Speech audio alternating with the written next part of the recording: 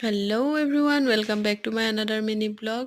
ইয়াৰ ৰাতিপুৱা অলপমান ঠাণ্ডা পৰিছে যিহেতু সেইবাবে গা পা ধুই আহি অলপমান ৰ'দত বহিলোঁ আৰু এইফালে ঘৰলৈ বুলি আহিলোঁ। আজি মাহঁতৰ ঘৰত মাটি পঠাইছে যিহেতু আজি পথাৰৰ মানুহ পৰিছে আৰু অলপমান সহায়ৰ বাবে মায়ে মাতি পঠালে আৰু এতিয়া পথাৰলৈ বুলি আহিছোঁ, পথাৰত টিৰপালখন দিবৰ বাবে।